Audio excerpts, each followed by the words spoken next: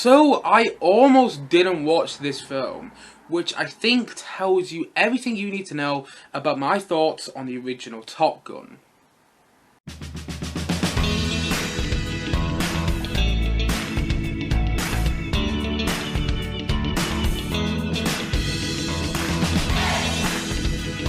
Top Gun Maverick. So, Top Gun Maverick is directed by Joseph Kosinski and based on the story of Maverick, 30 years after the original Top Gun, and he's still in the Navy. And now he is appointed by Iceman, once again played by Val Kilmer in this movie, to basically go and teach these Navy officers to go and do this mission, which can mean life or death. And that's essentially the plot of the film. I mean, there's a lot more to it than that, but that's essentially the plot of Top Gun Maverick.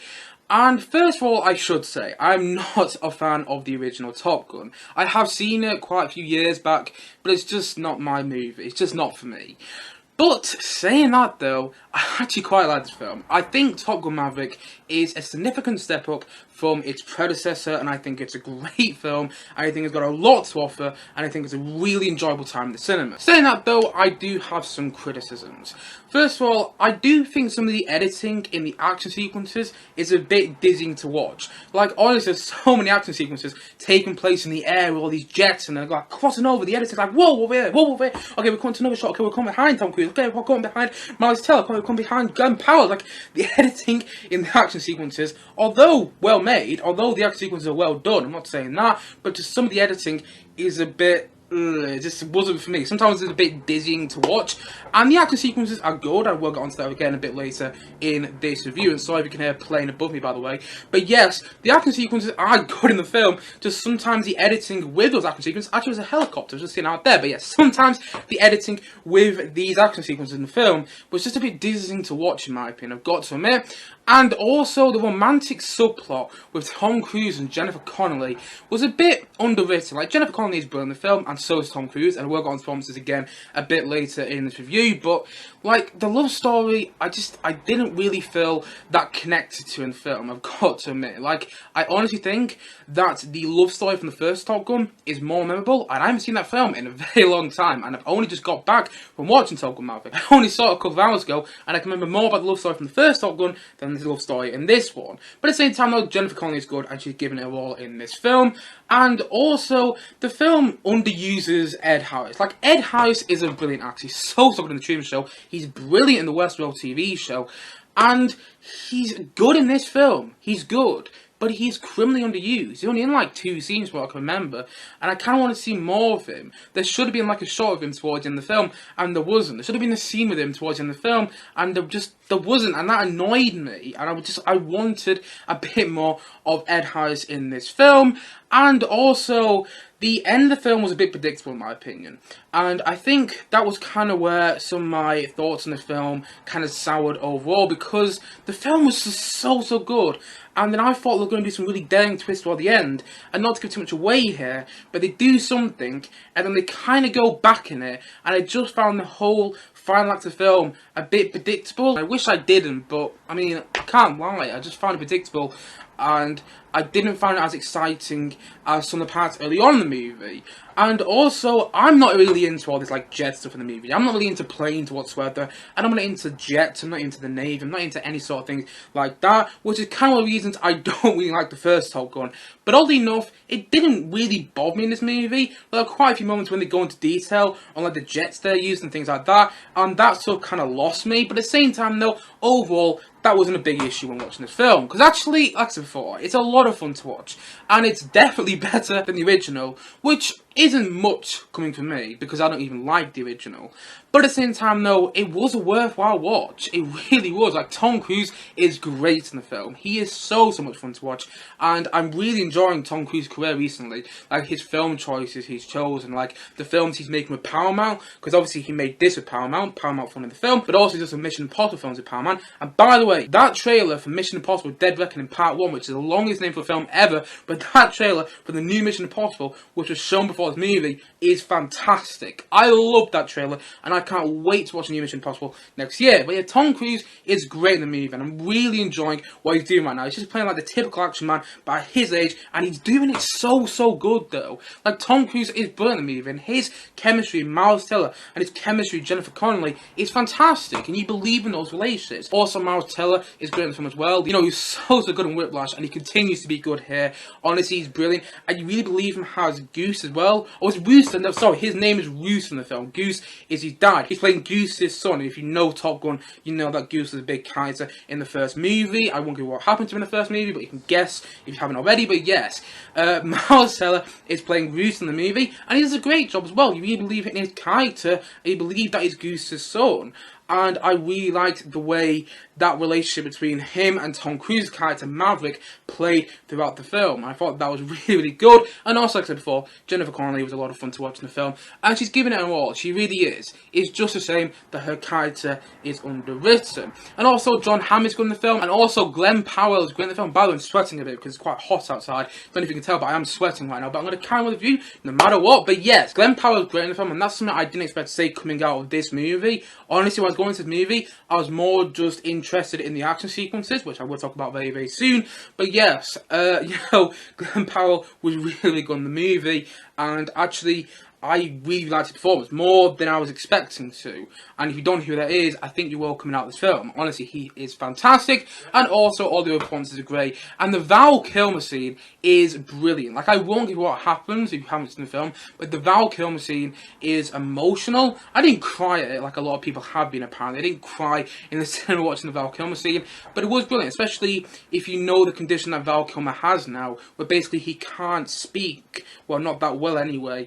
And watching that scene with him and Tom Cruise in the film, that scene between Iceman and Maverick, and I'm not even a fan of the first Top Gun, but watching that scene between those two characters was actually kind of emotional in a really good way. And also, the Hans Zimmer score basically does what it says on the tin. It's a Hans Zimmer score in the end, and if you know scores from like Inception, Interstellar, loads of Christopher Nolan films, in fact, I think almost all Christopher Nolan films, apart from his latest one, and also, you know, a score for the Pirates of the Caribbean movies, and so on and so on and so on. You know, his scores for Dune as well. If you know your Hans Zimmer scores, you know what this score sounds like. It's a typical Hans Zimmer score, but it works in the context of the film. I think it did a good job scoring the film, not a great job, a good job.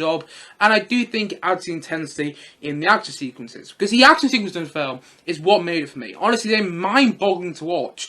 And actually, I listened to an interview with Miles Teller, who plays, you know, Rooster. I almost said Goose, but Rooster in this film is quite a key character, by the way. But I listened to an interview with him recently, where basically he said that all the action sequences, all the jet sequences in the film were not done with CGI. They were all done with real-life jets, and they were all done with practical effects, and Tom Cruise was very insistent on that. As far as I'm aware, that's what I've heard from Miles Teller in an interview recently, which is just mind-boggling. It really is like watching a movie going, oh my god, this looks real. And I was thinking at the time in the cinema, oh wait, it is real. I just remember what Miles Teller said in that interview about a week ago. It is real. These action sequences are real in this film, and it's fantastic. Honestly, the action sequences are amazing. Even so, I have my nitpicks with the editing in those action sequences.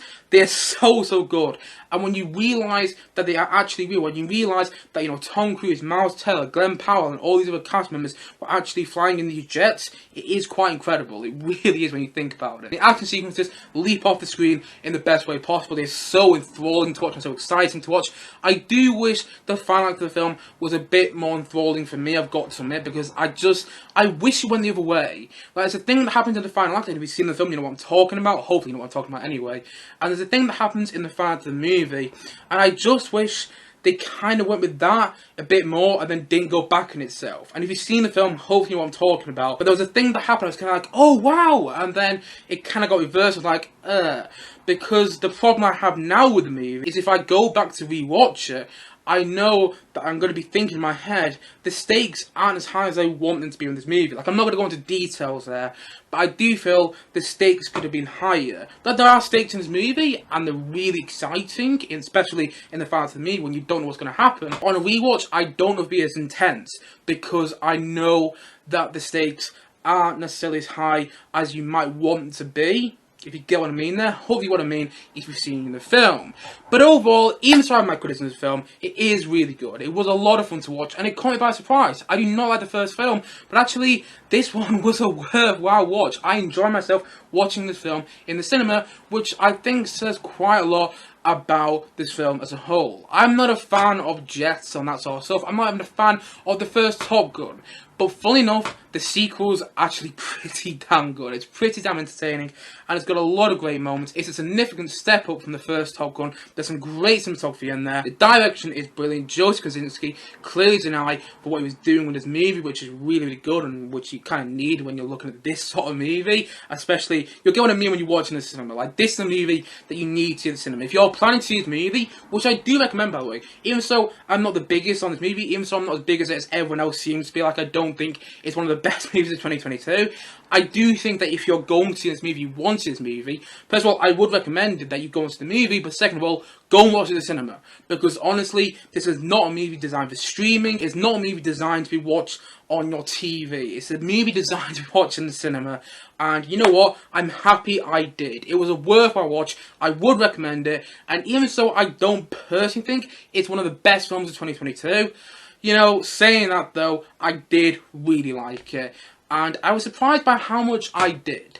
And so, all in all, I'm going to say Top Gun Maverick. I'm going to say that it's a really fun and entertaining film. And I'm also going to say that it's a 7.5 out of 10. You know, I personally don't think it's one of the best action movies of the past 20 years. But at the same time, though, that's just me. This movie isn't necessarily aimed at my demographic. But the fact that I like it, I'm really happy about it. I want to reiterate that. I do like this movie, and I'm happy about that because I didn't expect to. I was really hesitant to watch this movie. I really was.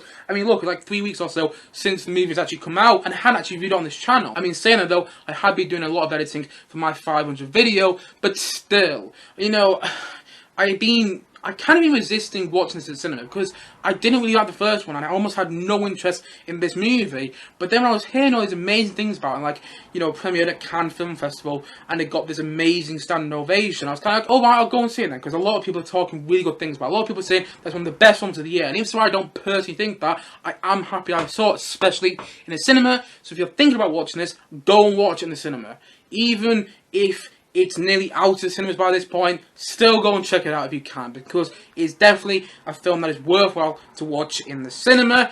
And also, I should say, I gave this film a 7.5 out of 10 because I did like it, I just didn't love it. I don't love it as much as everyone else seems to. But that's fine, all films are subjective, and if we all like the same things, then that would be kind of boring. So, you know, in the end, I liked this film, I didn't love it, but I'm happy that I saw it. I think it's a lot of fun to watch, I think it's entertaining, Tom Cruise is great in there, I got great chemistry with all the actors in the movie, and in the end, I came out of the cinema smiling. And heck, what else would you want from a film that you go and watch at the cinema?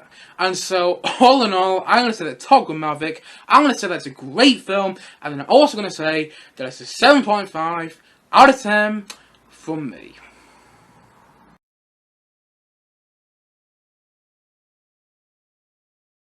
Anyway guys, what do you think of Top Gun Maverick? Please do comment down below and let me know your thoughts in the comment section below.